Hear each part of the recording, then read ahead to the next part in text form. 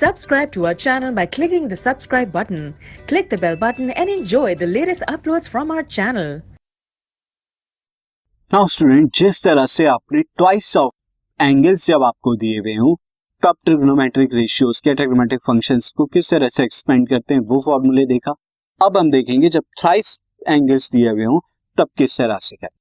तो इसी तरह साइन ऑफ 3 थीटा यानी किसी एंगल का थ्राइस में साइन दिया हो तो उससे एक्सपेंशन क्या होती है, वो होती है 3 sine theta minus 4 sine cube theta. तो एज अ फॉर्मूला ये आपको याद रखना है। उसी तरह cos 3 theta equal to 4 cos cube theta minus 3 cos theta, ये फॉर्मूला होता है। एंड tan 3 थीटा का फॉर्मूला क्या होता है, tan 3 theta minus tan cube theta upon 1 minus 3 tan square theta. तो ये हैं थ्राइस ऑफ एंगल्स के फॉर्म। अब इन पर बेस्ड मैं आपको एक एग्जांपल बताता हूं।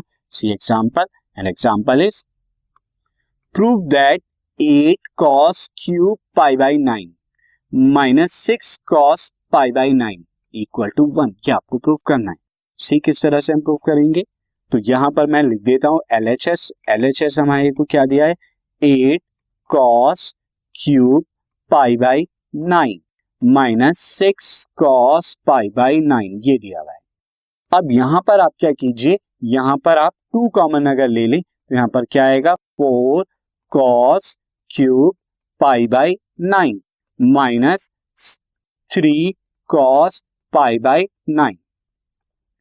अब अगर cos 3 थीटा का फॉर्मूला देखें, cos 3 थीटा का फॉर्मूला क्या था, it's equal to 4 cos cube theta minus 3 cos theta.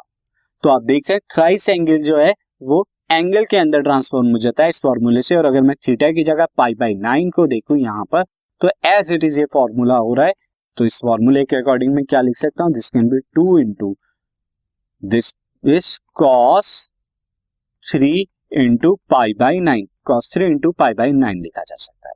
और cos 3 इंटू पाई बाई 9 कितना हो जाएगा, यहाँ 3 से कैंसिल आउट हो जाएगा, ये 3 आएगा। This comes out to be cos pi by 3 और cos पाई बाई 3 की वैल्यू क्या होती है 1/2 होती है। cos pi by 3 is 1/2 value. तो यहां पर आपको यहाँ क्या मिलेगा 1/2 आ गया and then this is equal to 1 और यही RHS आपको प्रूफ कर